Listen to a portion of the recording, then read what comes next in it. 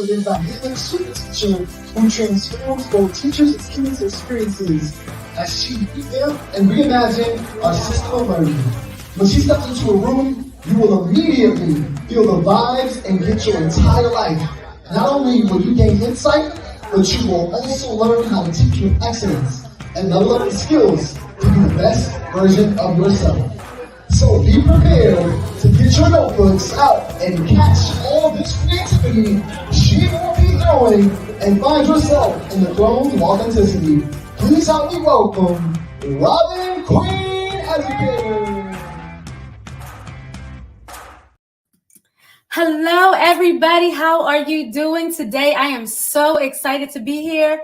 We're hosting Brilliance on a Monday. You already know what we do. You already know it because we are always here every month bringing you some amazing nuggets and really not only bringing you the nuggets, but we're bringing you some star quality, top-notch educators who have been experiencing all the things that you're going through as an educator, and they can help you. They can help you have the life that you really envisioned that you wanted to have whenever you started to become a teacher, an educator, however you're teaching, whether it's inside or outside of the classroom. I am Robin, the Queen Educator, the CEO of Everybody Educate, where we believe that we are all educating, but we must do it with equitable and we must do it excellently and in equitable practices. Like, we have to do that because we want to reach all of our children, not just some. We want to change the face of education, and we got to do it being brilliant. So today I have for you the most brilliant guest. Oh my gosh, I know I say that all the time, but you don't want to miss this episode. Right now, I need you to go get your friends, go get your educator friends. I know you all know some teachers, some educators, some leaders, not even just teachers. This guest today, she is a leadership strategist. And you know, we don't have a lot of good leadership all the time. Let's just be real. You know, I keep it real. And so when I met her, I had to get my whole life together. I was like, oh, I thought I was a leader until I started talking to her. So I want to tell you a little bit about her. We're going to bring her to the stage and she'll tell you about her story. But ChiQuita Battle, thebomb.com. Okay, I just have to say that. She has used curriculum and she is a CEO, right? She has created so many different curriculums and things that she's done in Washington, D.C. public schools. And beyond that, I don't even want to read all the things about her right now because I can't even do it justice. So I'm going to let her tell you a little bit about her. She is a speaker and she's an author, and she focuses on wealth production. She's helping people overcome in so many different arenas, in so many different ways. I'm going to be quiet and get her up here. Please welcome to the stage none other than my guest, my friend, my new friend, and the leadership strategist herself, Miss ChiQuita Battle. Welcome. Thank you, Queen. You are amazing. Thank you. That was so beautiful. Well, thank you. Yes, my name is ChiQuita Battle, and I hail from Columbia, South Carolina. Okay. I am a native of Columbia, South Carolina, but I met my husband in college at Howard University. And that's how I am now a local here in the DMV area. Mm. And my husband and I, we have two girls, 15 and 12. Oh, okay. And they are amazing. Yes, That's what I say when you have a handful, because see, they think they're grown. So, you know, it's a lot of tears here. And through the tears, I still say, I'm so glad I'm your mom. Mm-hmm. You know? So it's such an honor, you know, to be their mother. And I find it the most important job that I have because I am a business owner. I do love the work that I do with people. I love people, but most important, I just, you know, want to make sure I do the best work I can with them. Oh, I love that, having that balance and keeping that in mind. Like, that's very important that you have, like, family is very important. You're running a business, you have a family, you have teenagers, you have girls. I know we put our mom, like, there's three of us, and we put our mom through, honey. Growing up, so I imagine, and she was working, going to school, doing all the different things she started her own. So I could only imagine the level of leadership that you had to cultivate in that space. Talk to us a Well, little bit about your family and just how like leadership shows up. And today we're talking about wellness while being a leader. So talk to us about how that starts with family first. well, first, I just want to say I just forgot to tell you thank you for having me on your show. Oh, of course, of You course. know, not only was that a kind introduction, but before I tell you about me, I just wanted to acknowledge the greatness that's before me right now. Thank So thank you. you so much for always letting your light shine and walking in your excellence Thank and you. your brilliance. Thank you. I appreciate that. I really do. Thank you, Miss Battle. You see, you around all the Oh, time. oh, well, no, I'm just telling the truth. I couldn't continue until I first said that acknowledge what's in front of us. And then, and well, to bring it back to me, I would just say, you know, my starting was humble. It was humble beginnings.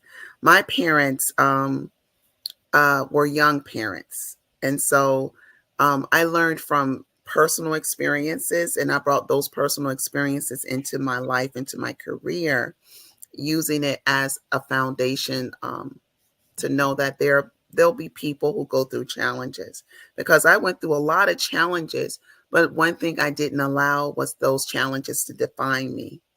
So when I went to college, it was on me, meaning I had to make a way, but I was graced to have scholarships. Howard University gave me fund, you know, they funded my education, you know, they were very supportive, a wonderful community.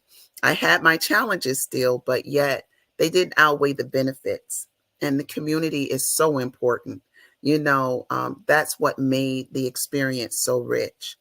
And so I took that same spirit of community into education. Now, right after my years at Howard, my first professional position, I was a missionary, and I worked with a parachurch organization called Young Life. We ministered to middle and high school students, where we shared the message, the good news of Jesus Christ with the kids in a fun, active way. So I was always exhausted, taking them to camp, taking them to different activities, taking them to amusement parks and video arcades, just spending time. And my kids were in Southeast DC, the most impoverished parts of the nation's capital. So I knew I was serving. I was serving kids who really needed to know there was more, you know, because like I said, I carried that experience that I had growing up, knowing that, yes, there's challenges, but they don't define me. And I wanted them to know, and their challenges do not define them. So after that, that's when, and I knew that was a temporary position. I did that for a couple of years and then transitioned into my full-time position as a full-time educator in the DC public schools and then counties surrounding that, the DC area. Wow. So that's so funny. You brought back to my memory Young Life and how you like with serving. I definitely did the same thing, but in another part in Pennsylvania. So wow, that's Okay. beautiful. I love that. And you know, sometimes we don't think about some of those stories. Not everybody thinks about the stories and the positions that they have been in, how they actually lead you to where you are later. Mhm. And you bring Yes. back to your memory, like, oh my gosh, I actually have some experience doing some leading. I may have been a new leader, but I love it. I love that. So thank you for sharing about your journey. And you mentioned your business, and I'm interested to know where B Vision. Am I saying that right? B Vision. Yes. Yes. You And said I'm it gonna correct. explain it Yes. Be correctly. Vision. That is correct. Vision, where that came about. That's such a unique, beautiful name, and it reminds me of vision. And you know, I'd love to know a little bit more about how that came about for you. Okay. Well, my first position in DC public schools, I was thrown in, that's how I say it. I was thrown into a classroom Mhm. without a curriculum, without any textbooks or anything. And I was told, you're going to be teaching family living and consumer science. And that was even outside of the field that I had gotten my certification. I got my certification at Howard University for social sciences, teaching social sciences in secondary education. So middle school and high school, yes, but usually the fields of history, social studies, psychology, anything in the liberal arts, pretty much, not anything, but mostly those social kind of sciences. Those were the areas where I was certified to teach. And so I said, family living and consumer science, is there a curriculum? And they were like, no, no lesson plans, no curriculum. And I said, is there a textbook? No. And I was like, then what am I teaching them? And at that time, I knew that I wanted it to be a safe environment. I wanted to be an environment where the children could grow and learn and like have a place where the foundations for life can be laid, not just knowledge for passing a test, a standardized test or anything, just those kind of skills. Those are great, yes, but they needed more because again, I'm now serving in DC, but this time in Northwest. I call it serving, but I was teaching in DC Northwest in the Pentworth area. And again, that area was also plagued with a huge amount of poverty and food hunger, or what they call food insecurities, meaning that some of the kids went to bed hungry. This was the only meal they'll get, which is when they're at school. And I said, what could I do to help their tomorrow be different from their today? And that's when I came up with a curriculum that wasn't just good for middle schoolers, but I realized it was for everyone. It was a leadership strategy for all ages and people at all levels, any level in life. And after, some years of teaching, I took that same curriculum that I created then, and it became the foundation for Be Vision. And vision is Old English. It's an Old English word for vision. And we know that vision is when you can see something. Okay, see, I'm learning something. I want you to roll that back. You said, what could I do? And I want to ask the question to the audience because I thought that was powerful. What could I do to make say that again, their tomorrow better than what they have today? I love that. I want to ask you guys that. What have you been charged with to help somebody else's tomorrow be better than today? I love, we need a Selah moment there. I love that. Thank you for sharing that. Mm-hmm. Thank you. Okay. What were some of your challenges getting started, especially thinking about helping us think about wellness, which is our theme this month, but how did you overcome and keep yourself well when trying to take on such a big task, That is a very good question. I had a lot of survival skills back then. And at that time, as I was exiting Howard University, I went to my first counseling session. I had a lot of things inside, a lot of layers hidden under everything's okay, hidden under smiles and I'll just work hard and all the cliches of if you work hard, then you'll have a better tomorrow. But, the past was still part of my life. I just felt like some of it I didn't have to face. So for me, mental health started at that time, or started going in that direction of mental health. It was a journey. So when you ask me, how did I stay well? At first, the coping techniques that I used growing up, they were working. So I just buried myself in more work and I realized that wasn't as healthy. It was an escape, but it was great motivation because I gave my kids the best. I really did. And everyone could see that. But I realized it was me attending to that small child inside of me that needed to be nurtured as well when I started going to counseling and understanding that a lot of the burdens that I carried for my family, I was parentified at a young age, meaning I have 7 siblings. So, and I'm the oldest. So just feeling like I had to carry the burdens of everyone on my shoulders, getting the mental health assistance that I needed, which was just counseling, wasn't mental health assistance. It's just speaking to a professional about it and them just sharing with me that it was never my burden to carry. That took it off my shoulders, honest. It relieved me, and it helped me to see that my parents really did do a great job with what they had. And I was able to see the pattern of generational harm and how I could stop that myself. So when I went into the classroom, I wasn't fully equipped with all of that, with, oh, these are generational patterns. How can it stop? How can they stop it for the future that they want for their families? I just thought that education would do it.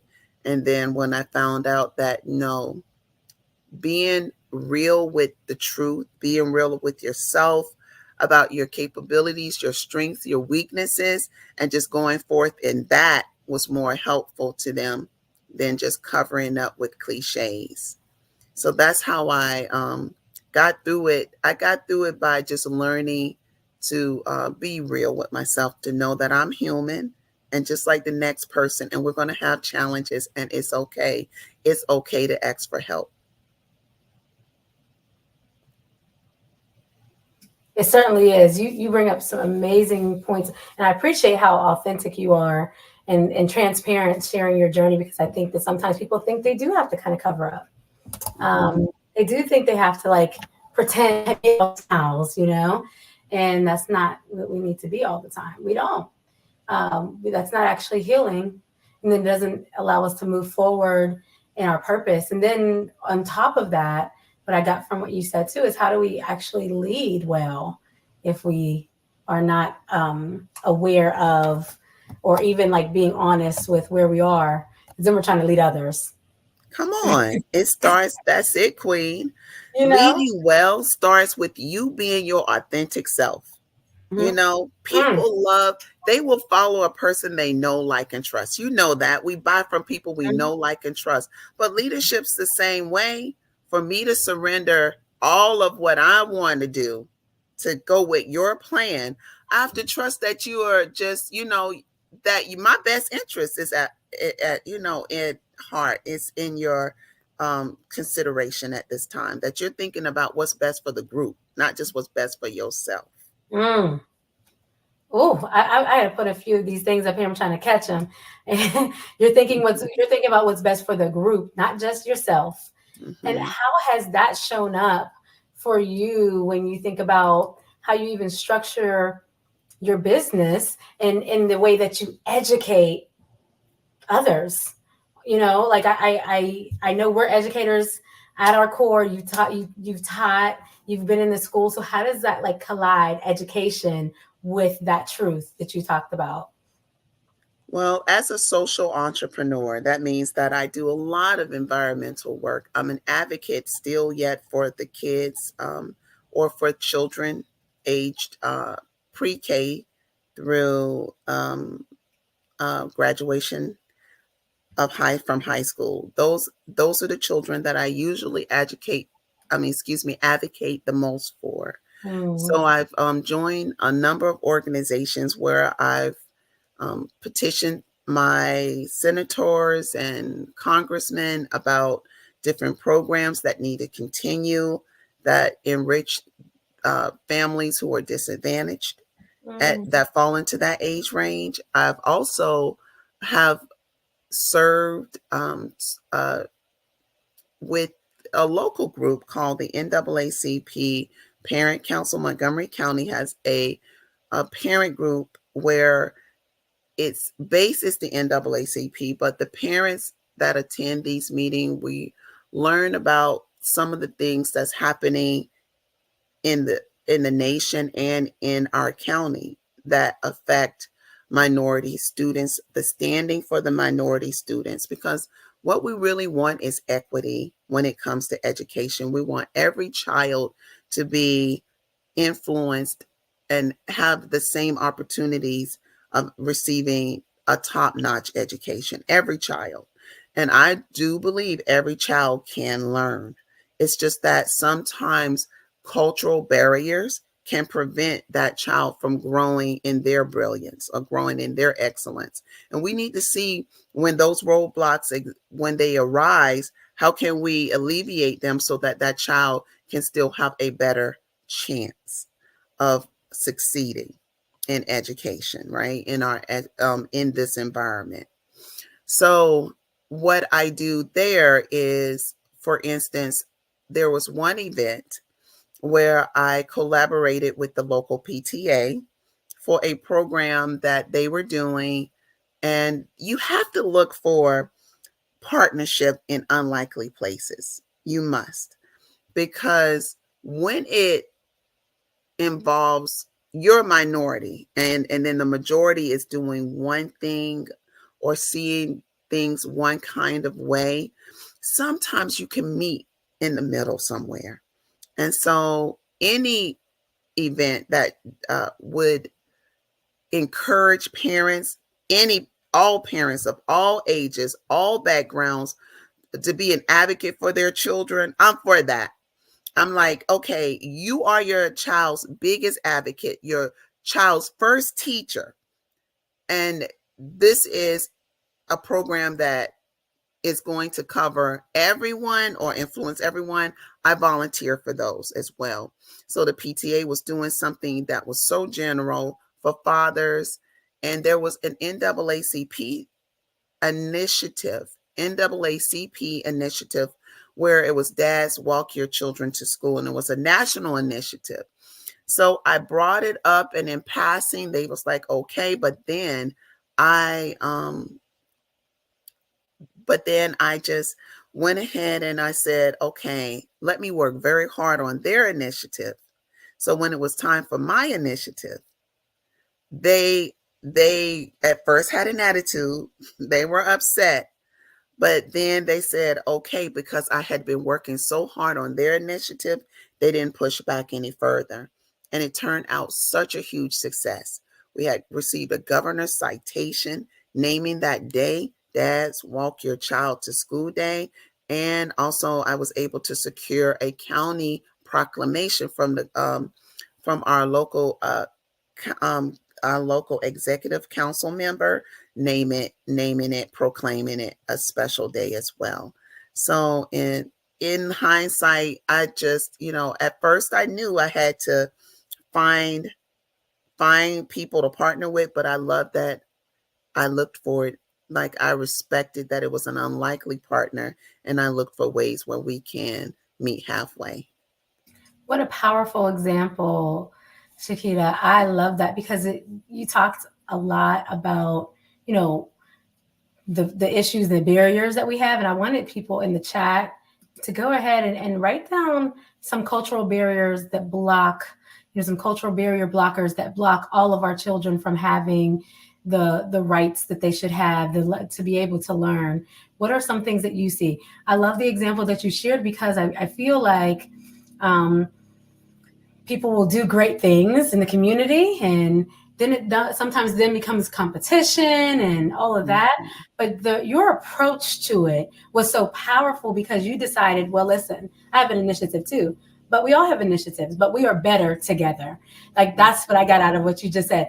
And you decided, I'm going to put aside my own for right now, and I'm going to serve.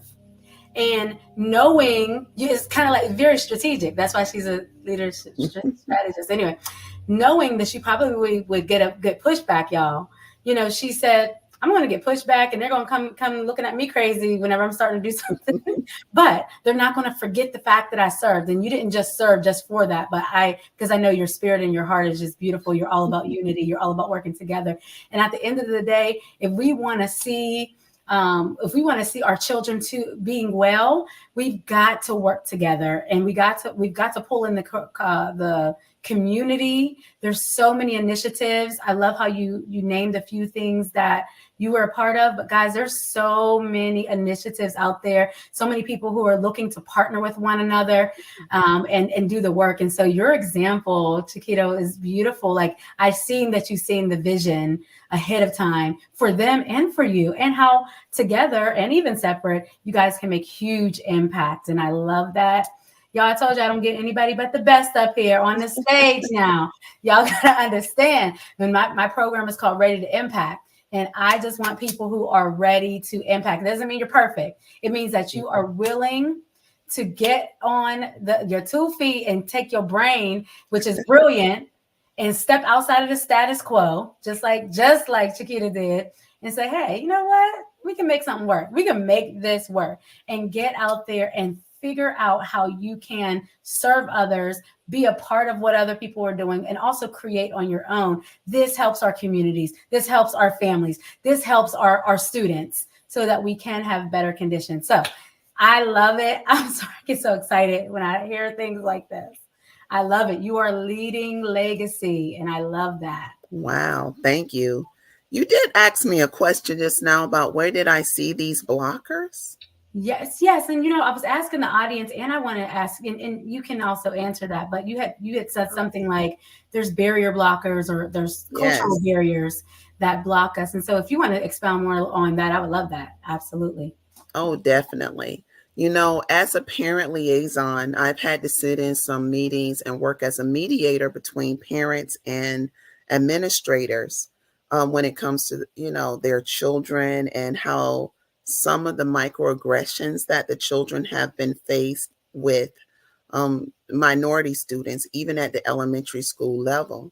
And that is the thing that I kind of became my biggest point that I was making with the schools and to the principal and the other administrators. The microaggressions that exist within the classrooms, I think those are the biggest barrier blockers, because they're so overt. No, they're covert. Some of it's overt, and then some of it's covert, meaning some of it is just out. This is wrong. Okay, you can't say that to a child, or you can't say that to an African American or an Hispanic or Asian person. You just can't say that to a minority student. But then some of it is undercover, meaning that I'll give you an example. My daughter, she went to do a retake with a quiz. They allow that in her school, where you can take some retakes up to a certain amount of time. And my daughter had made a D in the class. And the teacher, when she went to take a retake, because that's not acceptable, right? They told her, oh, you're passing. You don't need to do the retake. And then they dismissed her without allowing her to take the retake. And something like that may look innocent, but that isn't innocent. This is, to me, that was another microaggression, because I had to say something for them to know that's not acceptable within this family. And if she is asking for a retake, which you are allowing the other students to take it over, and yet you're going to tell her because she's making the minimum, she doesn't have to. That option is hers.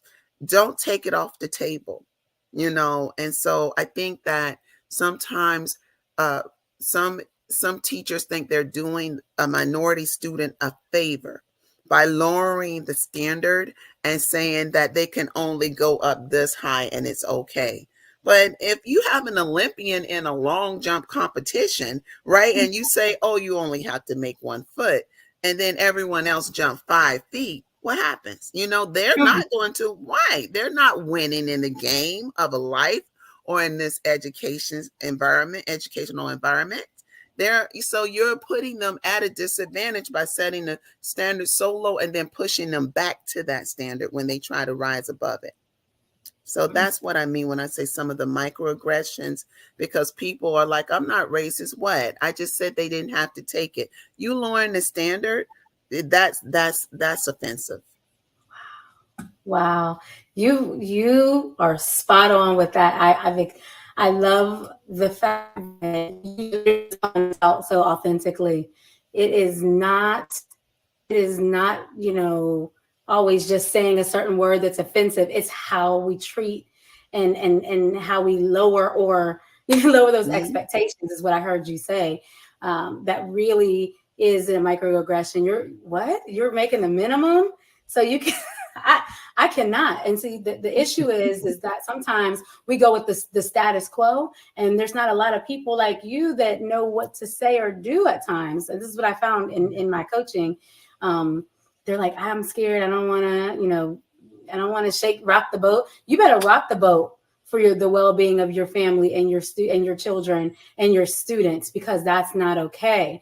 And if I didn't have people like you, my aunts, my mom, who rocked the boat for me, same thing. They're like, oh, I'm just gonna give her this to memorize. She can't really learn. They didn't think I could learn when I was younger.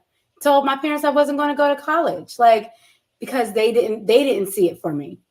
I'm like, she's a sweet girl, but just that I wasn't acting out and everything like that. So they were able to pass me through. Absolutely not. So your advocacy is so important. And you all who are listening today, when are times that you've had to advocate or you felt scared to advocate? And it's not that, ChiQuita, you weren't going there and being like, you better, no, you said this is not okay.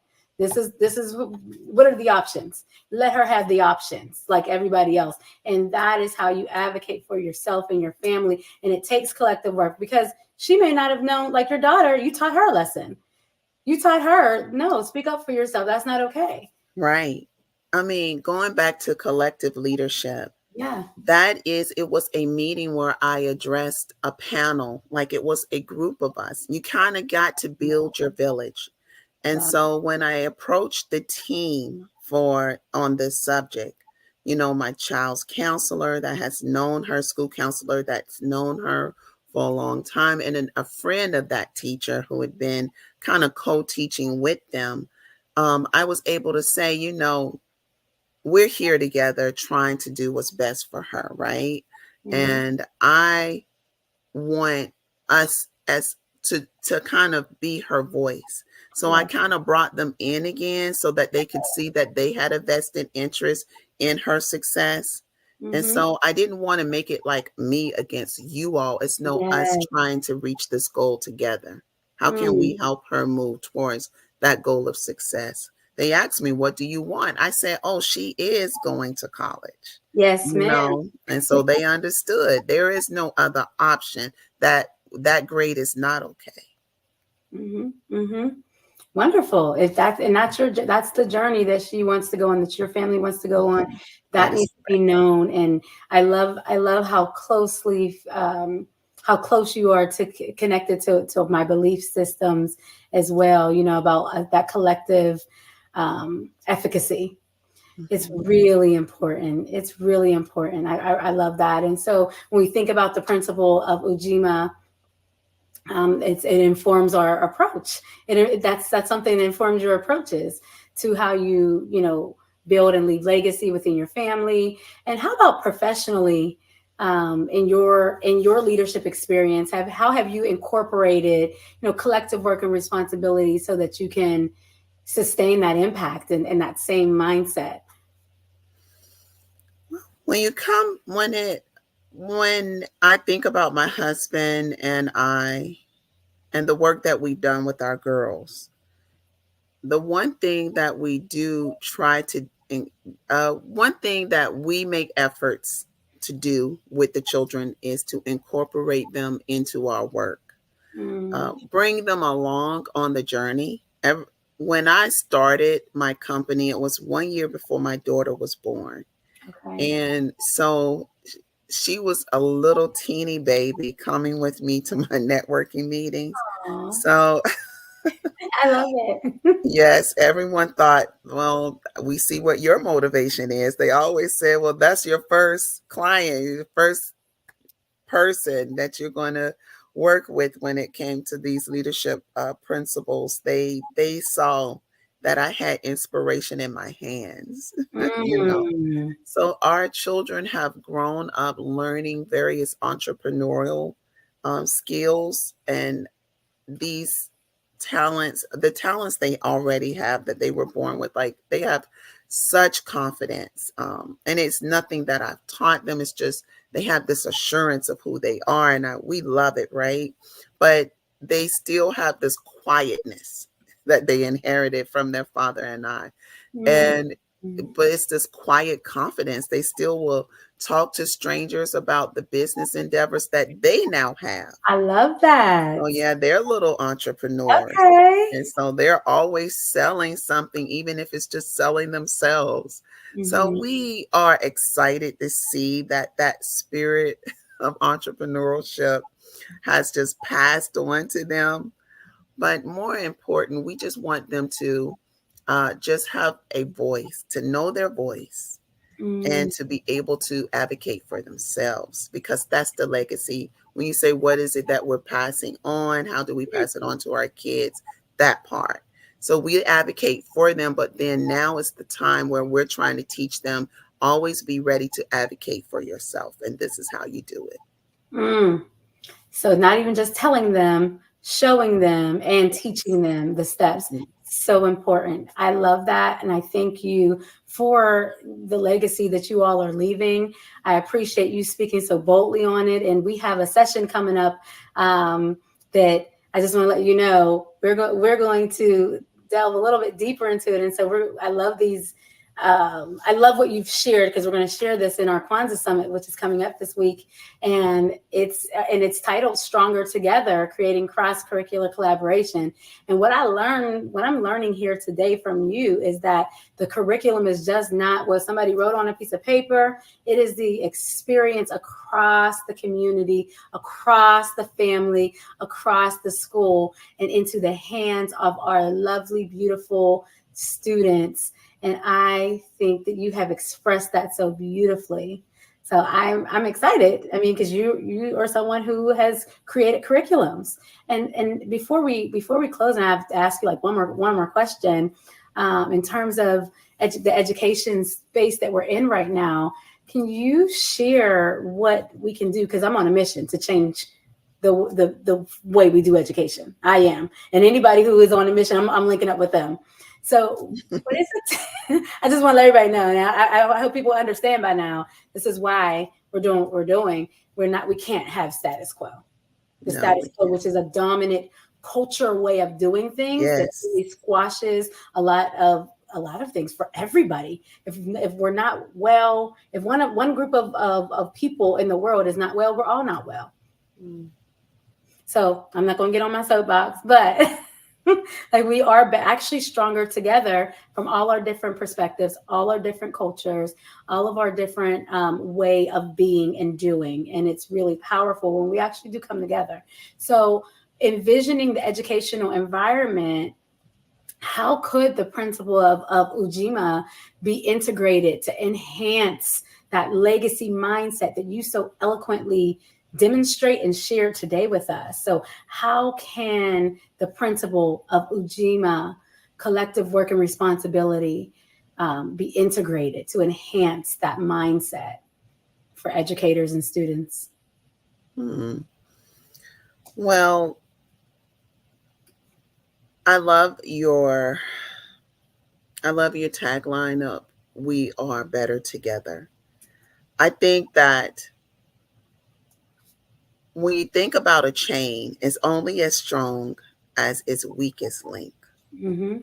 And we have to understand that we all play a part in fortifying our brother or the neighbor, that we all can either contribute to someone's advancement or pulling them down.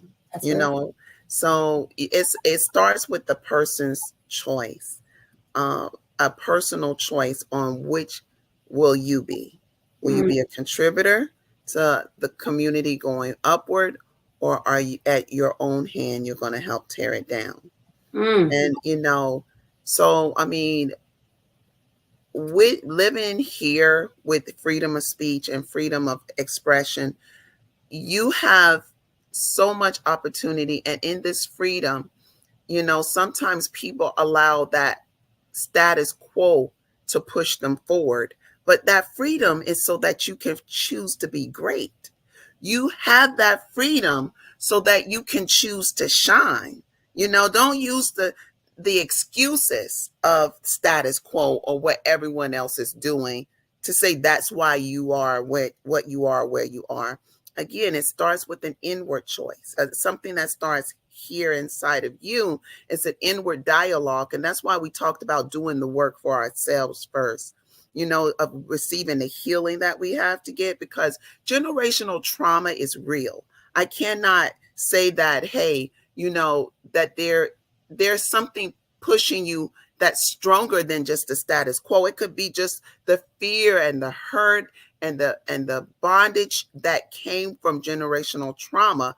But even in that, you can break free now. Now that you know it exists, it's up to you to do the work to say, our future is going to be different than the past. My future and my children's future. That's the legacy I will leave, a legacy of healing, a legacy where we took the freedom that we are getting and we're going to choose to shine in spite of the adversity, in spite of the challenges. I choose to shine.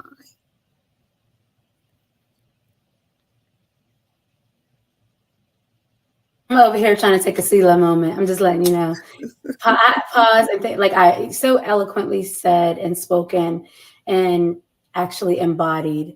And I've met you this year and just have seen you do that in everything. So you literally are walking and living this. And I think what hits me really hard is the fact that when you asked us, are we a part of the contributing to a promising, positive way forward, or are we tearing it down because we've made the choice not just to follow status quo, but to not actually get healed and within ourselves so that we actually can show up and actually help the build up? Because I don't think that everybody who is tearing down really wants to tear down, but they're torn down.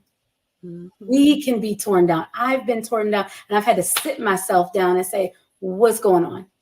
Yeah, it's true. Hurt people hurt people. Come on. Yeah, but you have to choose that I'm no longer going to be hurt anymore. I'm not going to function from that space anymore.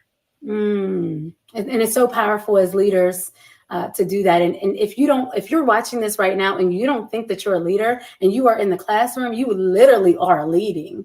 Yes. How you're leading, that's the question. How we are leading, that's the question. And I just want to push forward that you can do this and you're not alone. And I love how ChiQuita, you talked about that, period. Like, we are a community. You demonstrated that. And so our title today, Ujima in Action. And I love that because I felt like I went on a journey with you of what it really looks like for collective work and responsibility, and to unite in that way, and how we can foster wellness through that collective leadership. What is something that people can do right now to just get started to put Ujima in action? Right now, what can they do? Right now, I do still believe it takes a choice, a personal decision. So make that choice. I'm going to get started right now. And even if you don't know how, just making that decision that you want to. And then I love what you said earlier. There are so many organizations that are doing things already. You don't have to reinvent a wheel. Just start where you are. You don't have to be perfect to start. You don't have to have it together to start. I didn't start having it together. I wasn't healed. I started where I was. And a lot of it was functioning probably out of hurt. Like, yeah, I want to serve these kids because these kids relate to me. I'm barely out of my teen years and now I'm a young life counselor, But the point is, I knew that there was more for us. We were like, we have that hope, and that hope, that's what I had to share.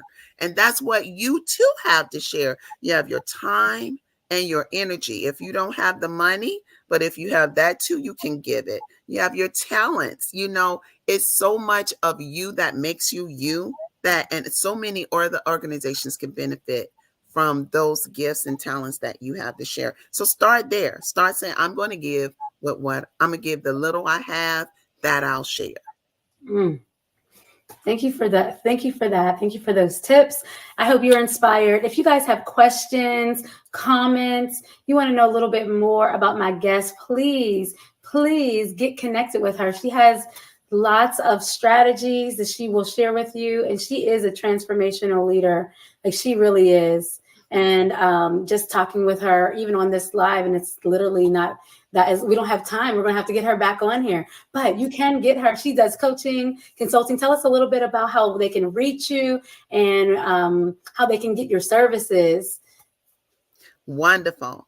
Well, I am a public speaker, an author, and a leadership strategist. And you can find me at www.bvision.com, and that's without an apostrophe. So it's www.bvision.com. And you can email me at success@bvision.com. We would love to answer any of your questions. I am, like I said, a speaker. I would love to present at your various events, to talk with your young people about the hope in the future and having confidence in the digital age. I really am excited about that topic. And if you have any other selective topics to do with leadership strategies and just succeeding in the future, those we would love to speak on as well.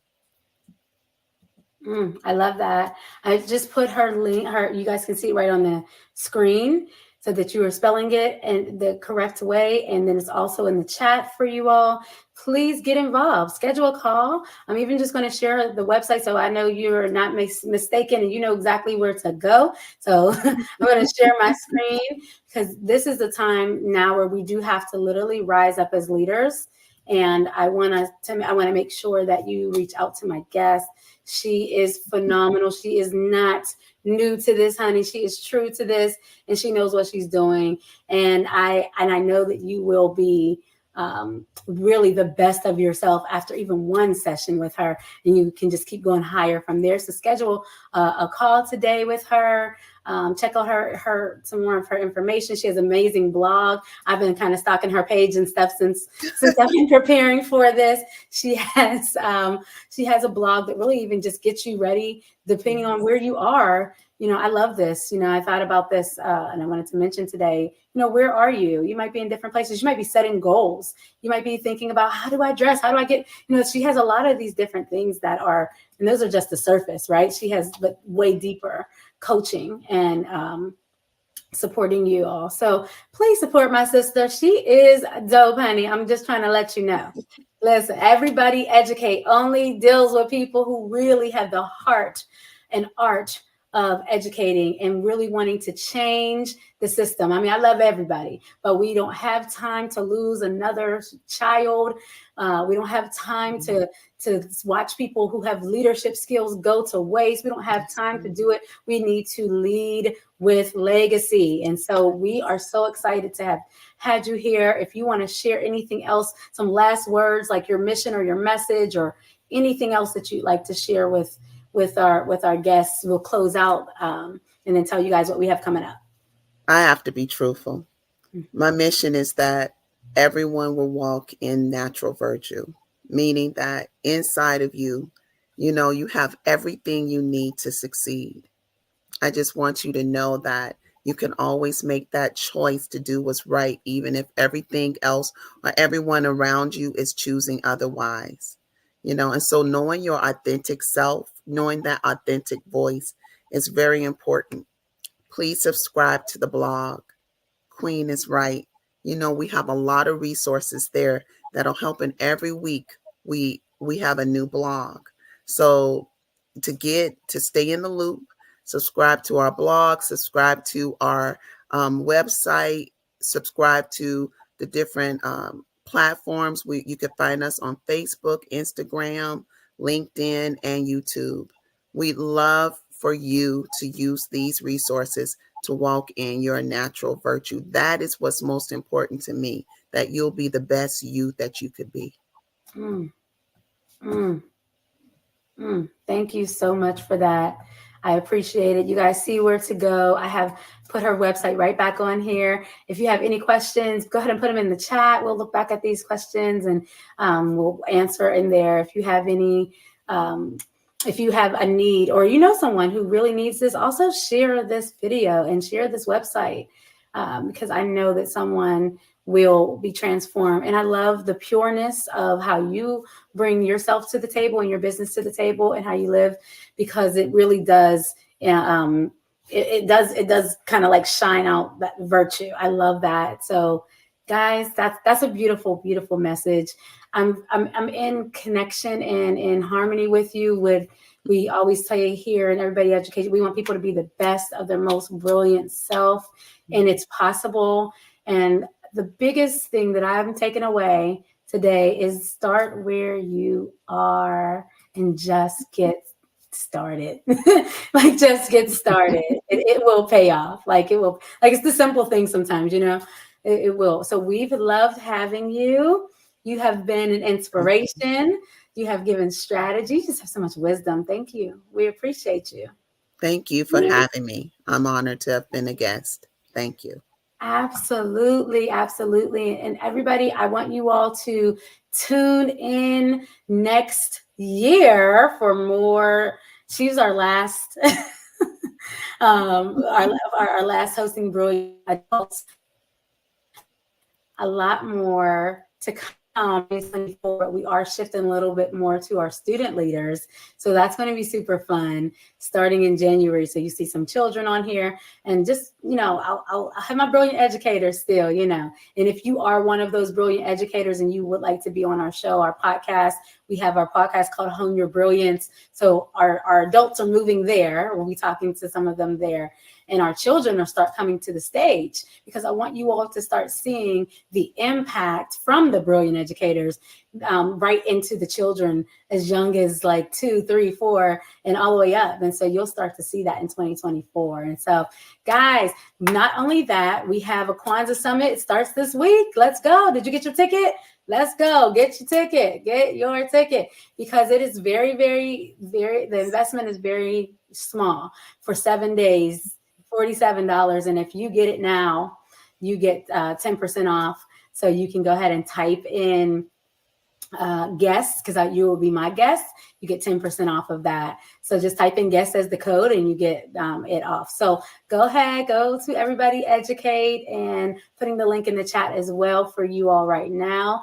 And you will actually get to hear a little bit more and some insider things here about Ujima on that particular day. And we get a chance to honor my sister this day. ChiQuita will be honored on that day. And so for all of her collective work and responsibility. So guys, Kwanzaa, I don't know if you know about Kwanzaa, but listen, Kwanzaa is a real thing and it really embodies all the stuff we talked about today. And so we want to talk about it, give you all some strategies, and then also give awards to some teachers. So some people may be getting awards, and everybody that is nominated will get an award, but we do have like a top award that will happen on January 1st, 2024 on the Faith Day, which is the last day of Kwanzaa. So go get your ticket. We're so excited. I'm going to actually, you know what I'm going to do? I'm going to put it on the screen. I don't want you to have any excuse to say, where do I go?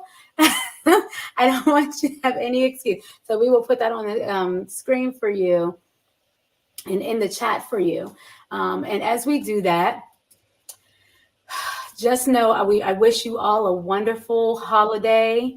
I know sometimes the holiday can be hard. Some people don't celebrate. Some people have different ways, but I just wish you a wonderful end of the year. And I want you to end the year strong by being the best of yourself in your mindset, in your vision. Like, what do you see ahead for you? What's going to be different for you in 2024? There's going to be some different things, but you have to choose, just like my guest said today. So thank you all. I'm trying to put this up on the screen, but you know, sometimes when I'm talking, I can't think about the computer stuff. So I'm trying to pull it up for you all. And it's okay. I'm going to just take a second and pull it up and pause You know, ChiQuita keeps me so calm. She's like, okay, all right, just slow it down a little bit. You'll get it. You know what I mean? I'm like, so I'm gonna just pull this up and then share my screen. Give me like 30 seconds. And while you have that, I'm just gonna put. Okay, now look at me trying to do something else. Keep y'all entertained. Well, I'm excited. I think that your Kwanzaa series is going to be so amazing. I am excited to see your guests, and you've always had amazing guests. I mean, when I first even saw this show, I was like, wow, she's right. She has only the best on her show. And it's not like you found them in the most prevalent places. It's like as you went along, you notice people's light, you notice their brilliance. And then I love how you just honored that. You just honored the process. Mm-hmm. Oh, I thank you for that. Oh, and maybe I'll give you all a sneak peek of our guests. And you already see one of our honored guests that will be awarded. She's on today. So the people who are there will also get to hear some more nuggets from her and hear some things from today. But as I'm sharing my screen, just let me know when you can see it. I'm going to also share a video with you all. So let me see. You can see that. This makes me so excited. Oh my gosh. Okay. Here is the Kwanzaa. We have 6 days. 6 days, guys. Ooh, my goodness. We have 6 days until our 3rd annual Excellent Educator Kwanzaa event is happening. It's a week-long celebration, 6 days. You've got to secure your spot right here. Click on the button. Click on the button. You can do it. And it's going to be so exciting.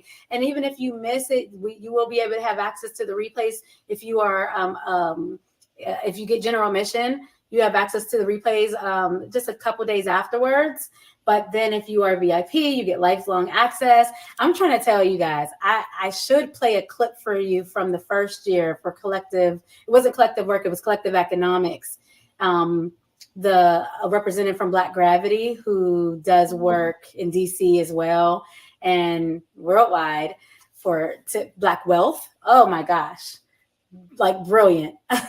And we have Purpose. We have our Purpose Day with a filmmaker. Okay. And wow. She's a teacher too, and she's going to really talk about how she brings entertainment and engagement into spaces to help. Like, it's going to be amazing. But I want you all to see these topics here because they are so powerful. And today we touched on one. I gave you a little freebie with my most amazing guest, Stronger Together, creating cross-curricular collaboration. And so, wow, like it's just going to be beautiful. So I want you all to come. We're giving you all a sneak peek. These are the things that we will be discussing, and I promise you will not be disappointed. So come on through.